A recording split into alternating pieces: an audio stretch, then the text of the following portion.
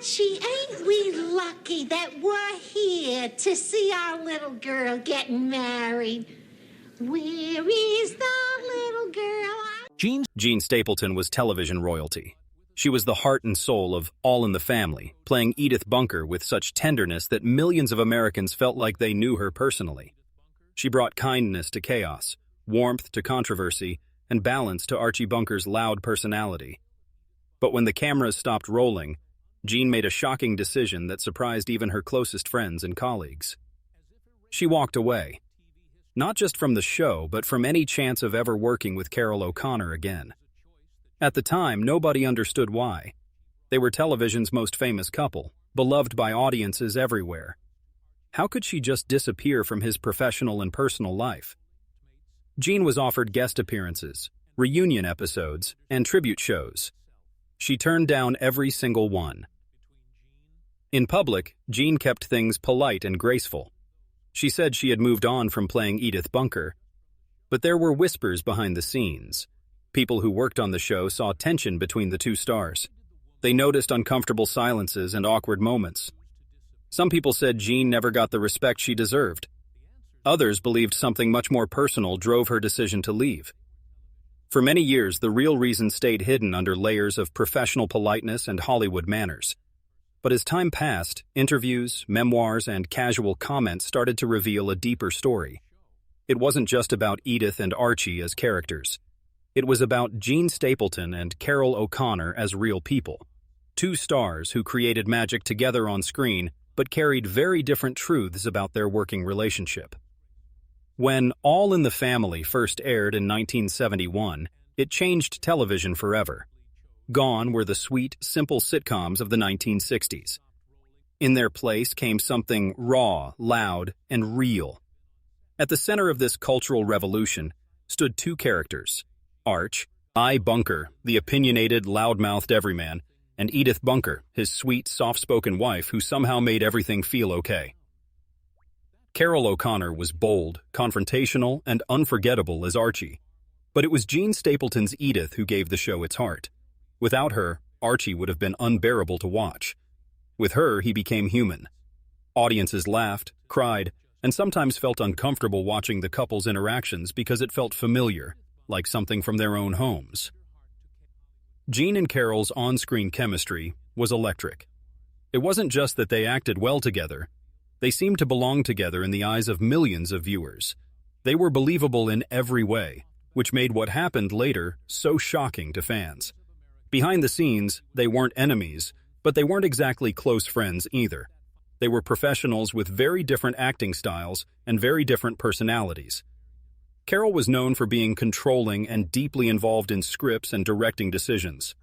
Jean was a quiet perfectionist, devoted to her craft but often keeping her thoughts to herself. Still, they made it work for 9 groundbreaking seasons. The show tackled racism, sexism, war, politics, and religion, topics no sitcom had dared to touch before. Each time, Jean's portrayal of Edith anchored the audience. She was the soul of the series, softening Archie's harsh edges with her tenderness and humanity. When audiences laughed, it was often because of Archie's outrageous behavior, but when they cried, it was almost always because of Edith's gentle responses. The Emmy Awards rolled in. Jean Stapleton won 3, and Carroll O'Connor won 4. But despite the success and recognition, cracks were beginning to form behind the scenes. Friends and industry insiders later said that Jean was never fully comfortable with the intense spotlight or with the direction the show was taking. In those early years, the tension was well hidden from viewers. All they saw was one of the greatest partnerships in television history. Edith and Archie, America's most dysfunctional but somehow most beloved couple. But behind the laughter and applause, Jean Stapleton was quietly keeping track of her feelings about the role. She was beginning to ask herself questions that would eventually change everything. To millions of fans, Jean Stapleton was Edith Bunker. But to Jean herself, the role was never quite that simple.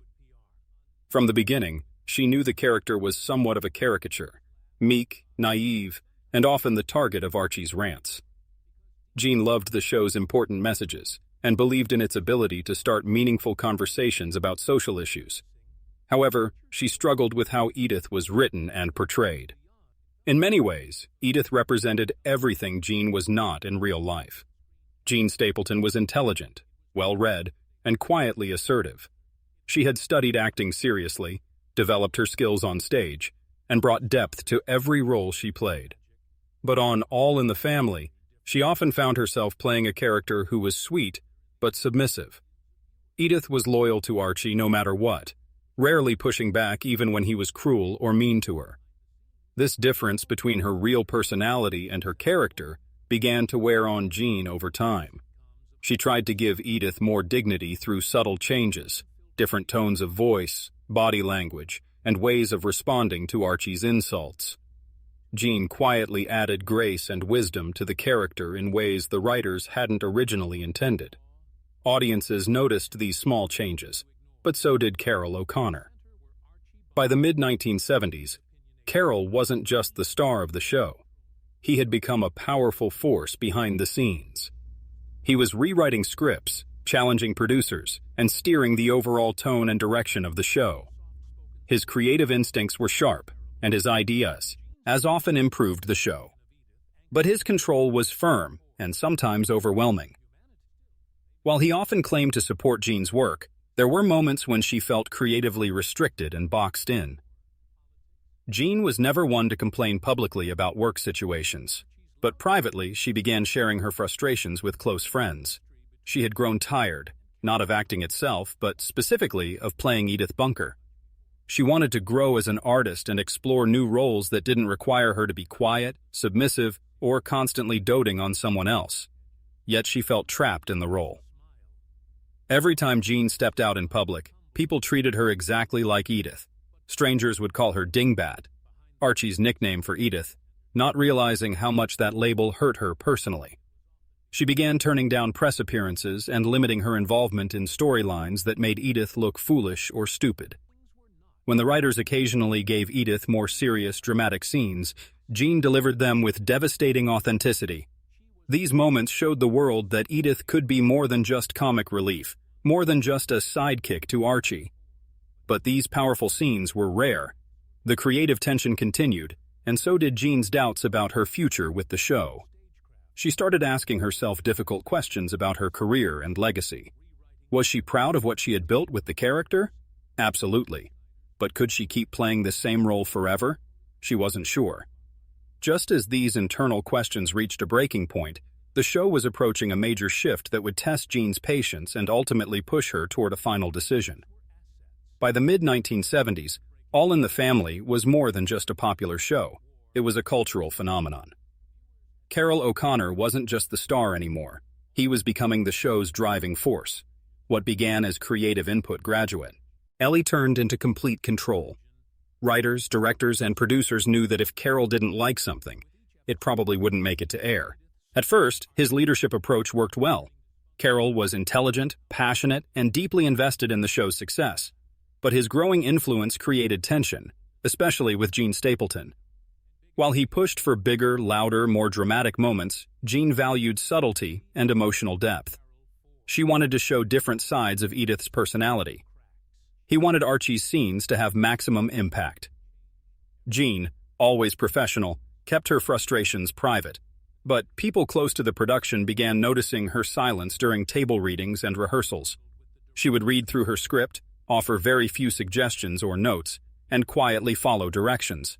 It wasn't open defiance, but it was a form of emotional distance. Their working styles were simply incompatible. Carroll was outspoken and forceful in his approach. Jean was gentle and reserved. As his dominance over the show increased, her creative role seemed to shrink. Not in terms of screen time, Edith was still a major character, but in terms of creative input and freedom. The warmth between Jean and Carroll never turned into open hostility, but the creative connection that once drove the show began to fade away. The final breaking point came when Carroll began laying the groundwork for a spin-off show called Archie Bunker's Place. He wanted to continue the legacy and success of the original show. Jean, however, wanted to move on entirely from that world. He pushed forward with his plans. She made the decision to walk away completely. There were no big arguments or dramatic confrontations. just a firm, quiet decision that shocked everyone around them. The silence that followed their professional split said more than any public statements ever could. When All in the Family ended its original run in 1979, fans were heartbroken. But many held out hope that maybe Edith would return in the spin-off Archie Bunker's Place. Perhaps there would be a special episode, a guest appearance, or a reunion show down the line. After all, this was Edith Bunker. She was more than just a character to many people. She felt like family. But Jean Stapleton made something crystal clear. She was completely done with the role. At the time, her public explanation was simple and reasonable. She had played the character for nearly a decade. She felt Edith's story had been fully told, and she wanted to pursue new acting opportunities. It sounded noble and understandable. But as the years passed, cracks began to appear in that official narrative. Behind the scenes, industry insiders offered a different picture of what had really happened. They said Jean was emotionally drained, not just from the demanding schedule of weekly television, but from the slow, steady erosion of her creative freedom. She had grown weary of trying to shape a character who was increasingly limited and boxed in, trapped in a creative world she no longer believed in. There was also the matter of Carroll O'Connor himself. While Jean never publicly criticized him, there were quiet rumors of growing distance between them. Not outright hostility, but an unspoken tension that deepened as the show continued. Some people on set claimed Jean felt Carroll's strong personality had taken over not just the writing process, but the very soul of the show. What once felt like creative collaboration now felt like one person's complete control. Jean reportedly disliked the direction the spin-off was heading. Archie Bunker's Place lacked the original show's spark and, more importantly, its heart. Without Edith, Archie was just Archie, and Jean had no interest in helping support a creative vision she no longer believed in. Even when producers offered her a special farewell episode, a final on-screen goodbye for the character, he declined. Eventually, the spin-off show explained Edith's absence with a line that stunned viewers. She had died off-screen between seasons. No tribute episode, no final emotional moment, just gone. That decision came directly from Jean. She didn't want to return, not even to provide closure for the character or the fans. In her view, Edith's story was over, and whatever professional relationship she had with Carroll O'Connor was quietly but firmly closed as well. In interviews years later, Jean remained respectful and diplomatic when asked about the show. But when asked directly about the possibility of working with Carroll again, she would dodge the question, change the subject, smile politely, but never say yes. Not once. Some people believed she had been hurt by the experience. Others said she was simply ready to move on to new challenges. But in reality, it may have been something deeper, a private line she had drawn for herself, one she would never cross again.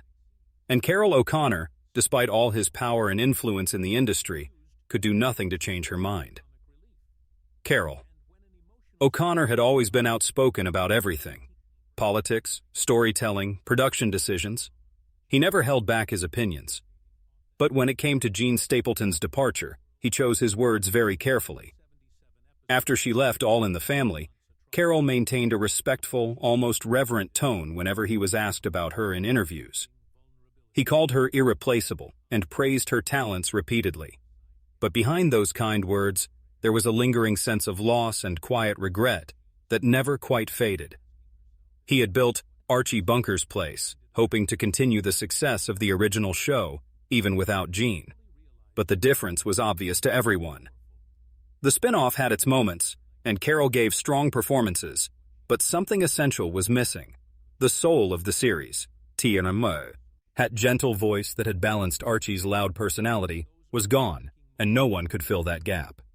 Carroll knew it, viewers knew it, and even critics who had once praised the original show began noting the emotional emptiness in the new version. Without Edith, Archie's rants felt meaner and less charming. His vulnerability, which had once been drawn out by Edith's compassion and understanding, now had nowhere to go. It became clear that Jean hadn't just played a supporting role. She had been the heart of the entire show. Over time, Carroll's public comments about Jean shifted subtly. He stopped suggesting that she might return someday. He no longer mentioned possible reunion specials. When asked why Jean never came back, He offered diplomatic answers. She had moved on, she was pursuing other interests. But people close to him said her absence weighed heavily on him personally. In private, Carroll reportedly told friends that he missed Jean not just as a scene partner, but as a stabilizing force on the set. Jean had been calm, professional, and quietly powerful.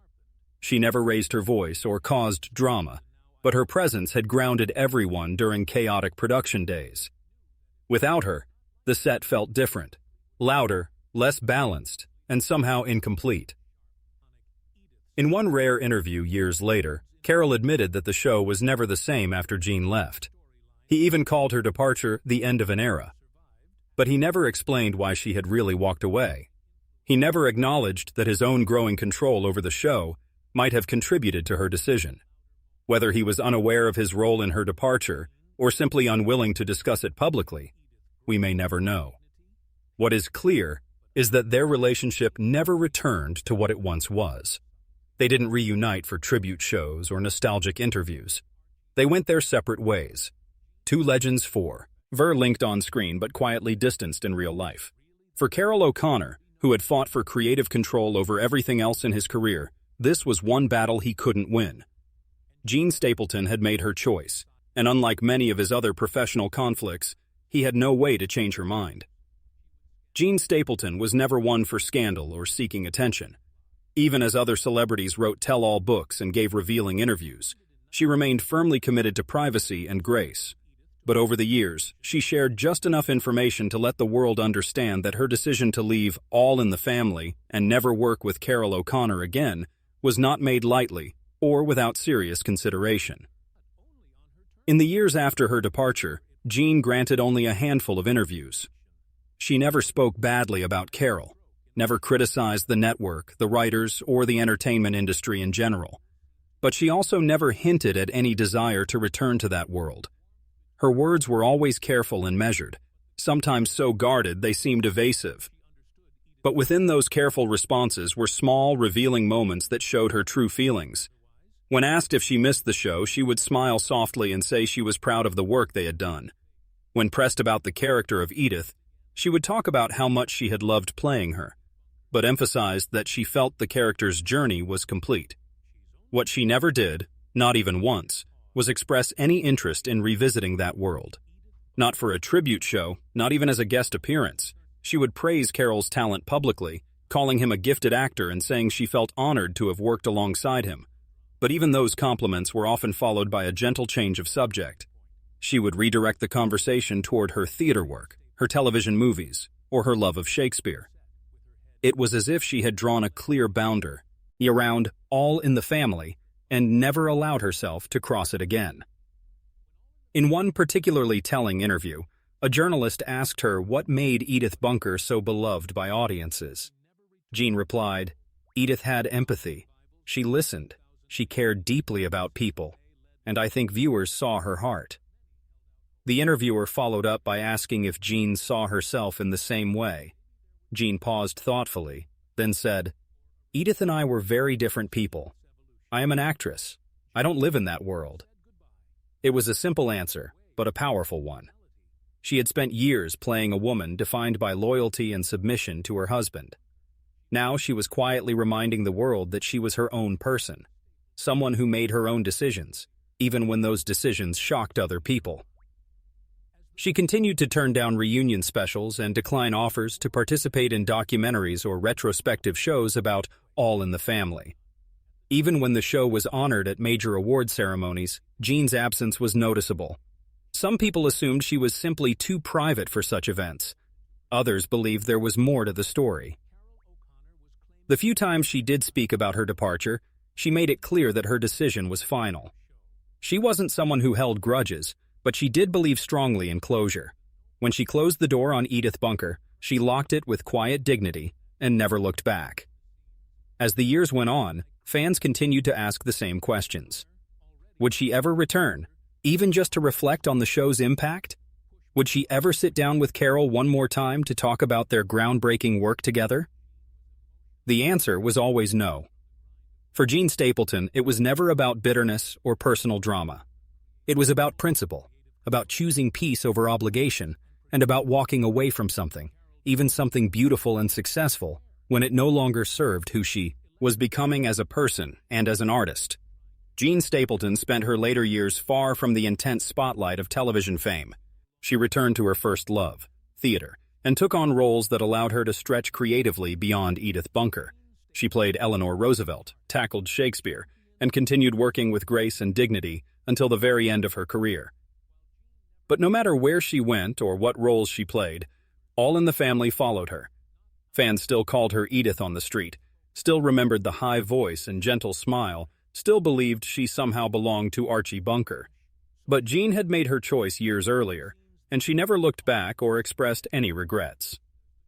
In one of her last major interviews, Jean was asked once again about why she never returned to the show, not even for a tribute or brief cameo appearance. Her answer was calm and clear. "That part of my life is complete. I said everything I could say through Edith." It wasn't just a refusal, it was a firm boundary she had established for herself. Years earlier, in a lesser-known interview, Jean had made a comment that perhaps explained everything about her decision. When asked what she valued most in her long career, she said, "The freedom to choose. That's real success, knowing when to begin something and when to walk away."